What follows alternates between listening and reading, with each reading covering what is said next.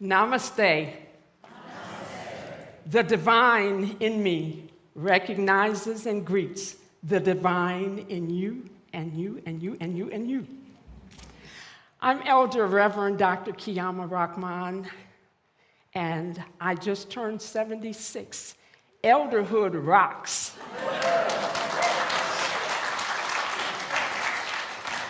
I have a confession to make.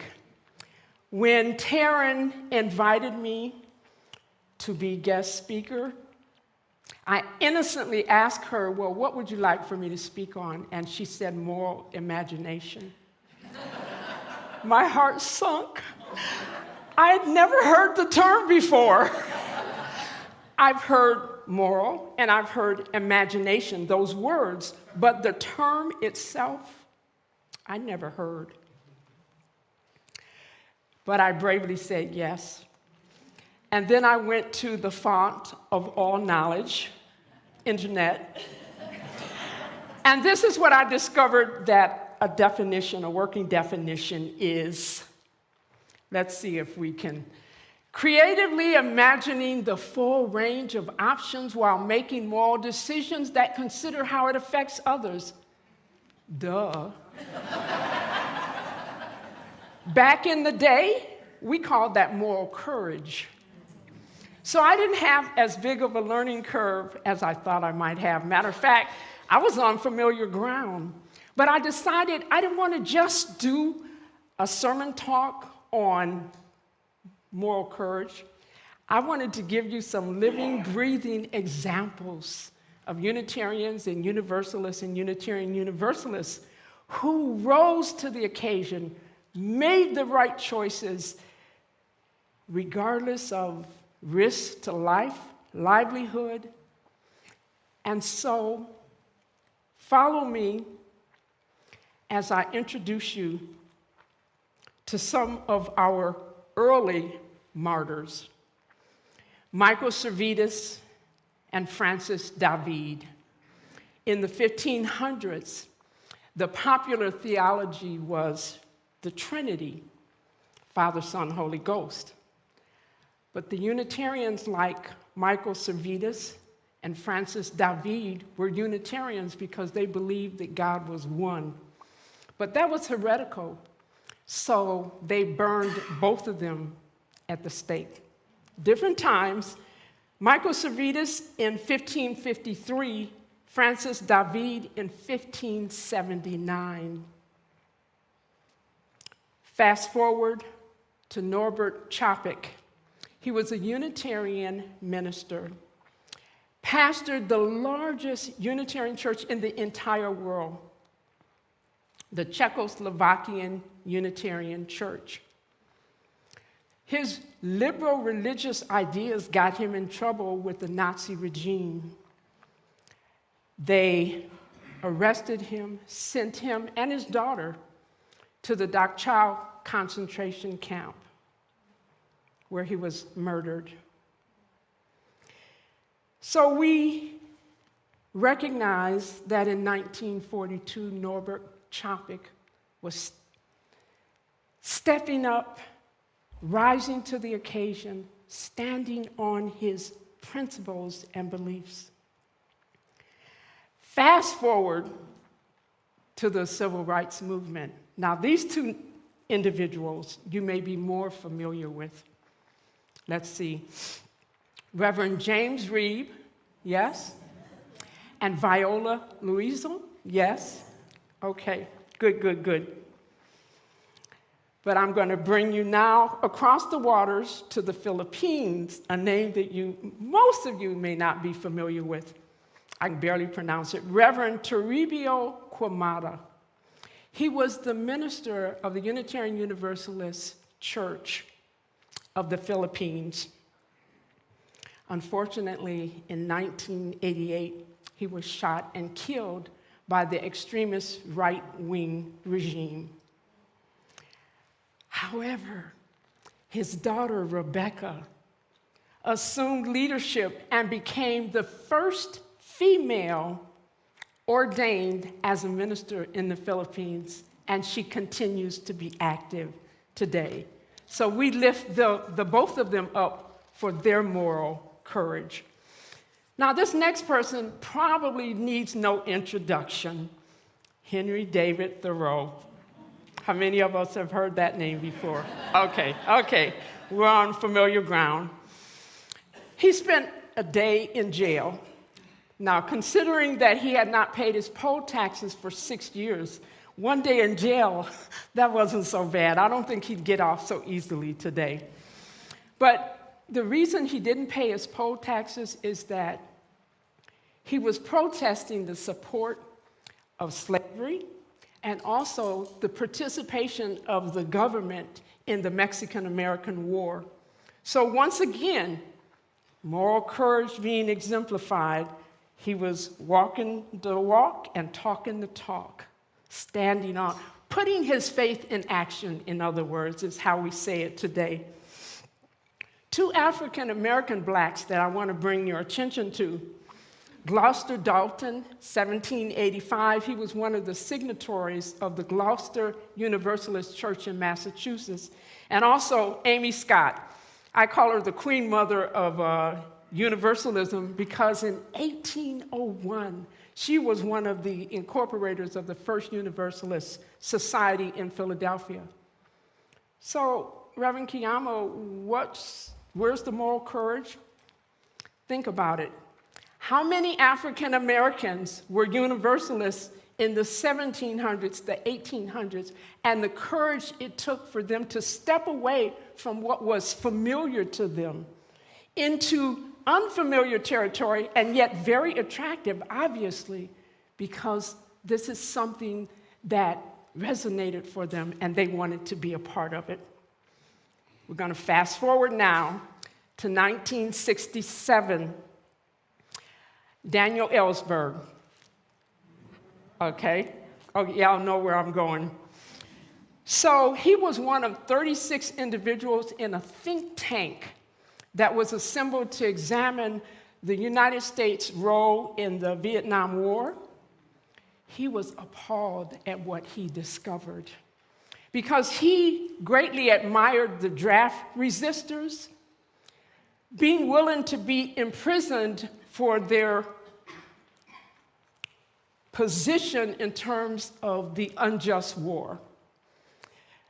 And so he decided he needed to do something. So he began to surreptitiously remove copies of the documents and reports that came to be known as, ooh, look at y'all, Pentagon Papers.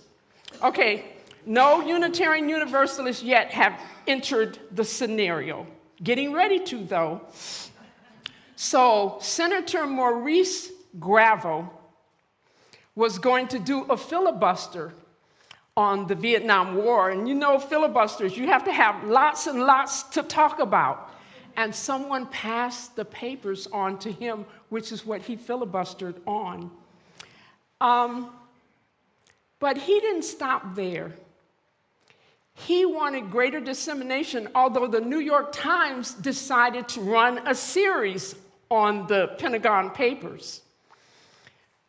But Gravel, Senator Gravel, the Unitarian Universalist, began to look around to see if he could find some of the university publishing companies or some of these big publishing companies.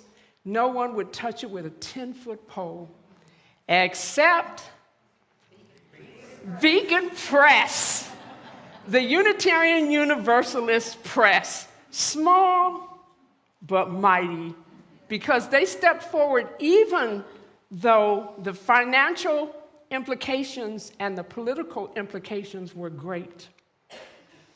So once again, rising to the occasion, moral courage. But you know what? This is all well and fine. I'm telling you about things that happened out there. I'm going to bring it home. I'm going to talk a little bit about some folks right here. I don't know if you all know this, but before you became Unitarian Universalist Congregation of Atlanta, you were United Liberal Church, okay? Remember that because it's going to come up again and again. United Liberal Church. Can you say that? United Liberal Church. Okay, so Loretta Chappelle, she was a member of the church. This was in the 50s when the McCarthy Red Scare was happening. It was a big deal because he was going around alleging unsubstantiated, in many instances, that folks were communists. And back then, this was a really big deal because if you were labeled a communist, couldn't work. So it affected your livelihood, your reputation, the stigma that was associated with it. So this carried a lot of power. And somehow or another, Loretta Chappelle came to his, not McCarthy, but Senator Mims here in Georgia, because he was heading up this committee that was bringing folks before them. So Loretta Chappelle, member of, and what's the name of the church? And guess what? She was associated with communism, the circumstances. She was a member of the church. There were some books. She was the director in the welfare department here in Georgia. There were some books that talked about integration and race relations, and they also knew that she was in favor of integration. So Mims felt like, she must be a communist. She swore that she was not and had never been a member of the Communist Party. They took her through a lot of changes. She was eventually exonerated. However, she resigned from her position because she felt like she was unable to serve the children in the welfare department. This next example is one that touches my heart because it shows the kind of collaboration that was happening even back then, and that is, and what's the name of the church? And Ebenezer Baptist Church, the youth groups were meeting. This was unheard of, I want you to know, in the 50s. And so her name, Mrs. Cahill, was the wife of Reverend Edward Cahill. She was one of the youth facilitators here, and Mrs. Coretta Scott King was the youth facilitator at Ebenezer. So they had been meeting, and there was a meeting coming up. Mrs. Cahill gets a call. The person identifies themselves as a member of the Ku Klux Klan, KKK. And he says, unless you all cancel this meeting, there will be consequences. So Mrs. Cahill calls Coretta Scott King. They talk with the parents, and they decide to continue with the meeting. The only thing different about this meeting is that the parents stood guard outside of the building while the youth were meeting. No violence took place. Final example of moral courage. Betty Hamlin and Morgan Stanford. Remember those names. So Betty and Cole Hamlin, her husband, decided that they were going to have a reception for the Reverend Edward Cahill because he'd been called as the minister. This was 1957. So, of course, they invited friends, and some of the friends were African American. Well, some of the neighbors got on the phone with the Avondale Police Department. 1957, remember? Betty Hamlin lost her job as public school librarian, and Morgan Stanford lost his position as Avondale city attorney. You see, sometimes the circumstances present themselves that cause us to step into and embrace our moral courage. So, Unitarian Universalist Congregation of Atlanta, you have come a long way. From the time in, let me see, it was the late 1940s when the minister actually resigned because you refused membership to a black man. But 6 years later, you redeemed yourselves because Dr. Whitney Moore Young Jr., does the name sound familiar? Yes. Was accepted as a member. Not only was that historic, but the fact that the church became the first church in Atlanta to be integrated. You've come a long, long way. The voice of Unitarian Universalism demonstrates moral courage and exemplifies moral courage which spans centuries. May the Unitarian Universalists' beacon of light continue to burn brightly here at Unitarian Universalist Congregation of Atlanta.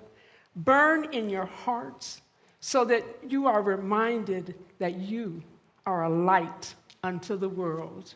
May it be so, and blessed be. Ashe.